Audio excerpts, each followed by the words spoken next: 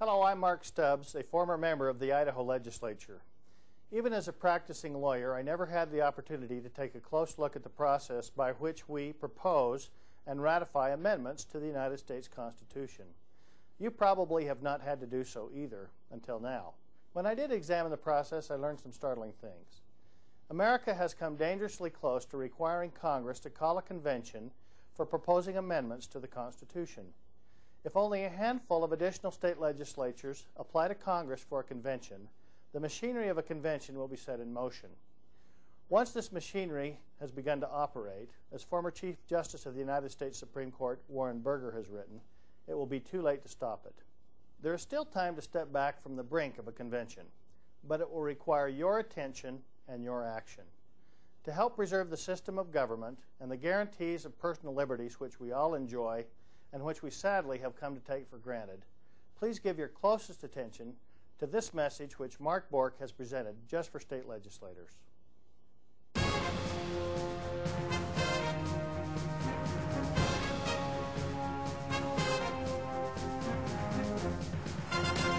When the founders wrote the Constitution, they devoted all of Article 5 to the process of amendments. Two separate and distinct methods of proposing amendments to that Constitution were provided. Those proposed by Congress and those proposed by a special convention called for the purpose. Throughout the history of America, all amendments to the Constitution have been proposed by Congress. The convention method of amendment has never been used. What is an Article 5 convention anyway?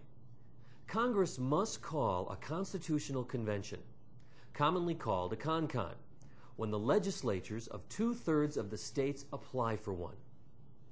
Once the critical mass of 34 states has applied, Congress has no choice in the matter. The convention has to be called. The role of state legislatures in amending the United States Constitution is very limited. As a legislator, you have broad powers to deal with matters pertaining to the laws and the governing of your state. But your powers in the process of amending the federal Constitution are of a different kind. The Constitution grants powers to state legislatures to do something which is beyond the usual scope of their authority. The power to set in motion a process which can change the supreme law of the land. This extraordinary power is limited to the precise wording in Article 5. Let's take a close look at Article 5. As a legislator, you are given the powers to apply to Congress to call a convention, if you deem one to be necessary. But you are given no power to decide what topics the convention will consider. No power to write the desired amendment or amendments, and no power to say that the application is ineffective if a convention might violate any restrictions and limitations which you may want to include in your application. Article 5 clearly gives the power to propose amendments exclusively to the convention. This is explicit in the wording of the article, which sets up a three-step process. Step 1. The legislatures of the states apply to Congress to call a convention.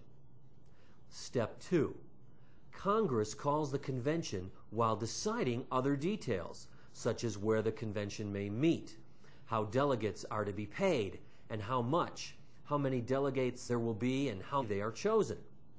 Note that nothing in the Constitution requires nor guarantees that delegates to a con-con will be elected by the people. Congress is given a free hand to determine the method of selecting these delegates. Congress itself could choose to make the appointment of delegates. Congress could provide that the state legislatures appoint delegates.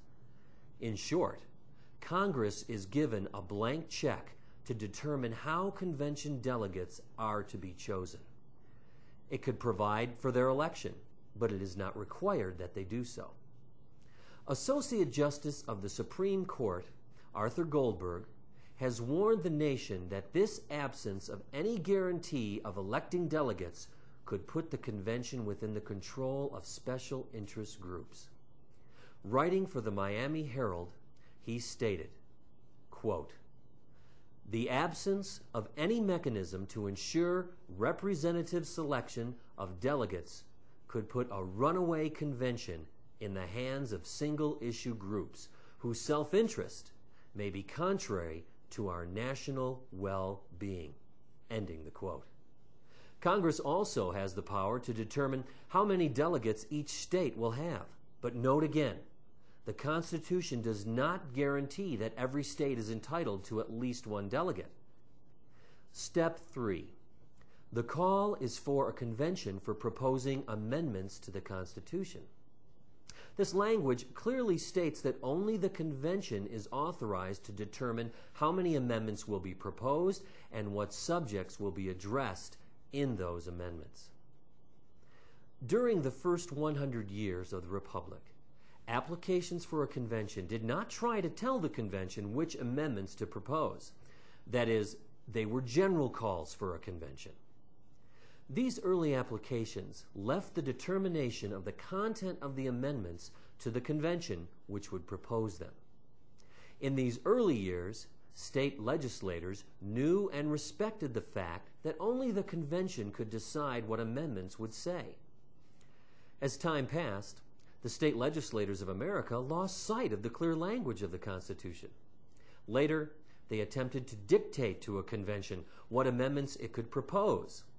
They did this by stating in their applications that they sought only a limited convention with authority to propose an amendment on a single subject.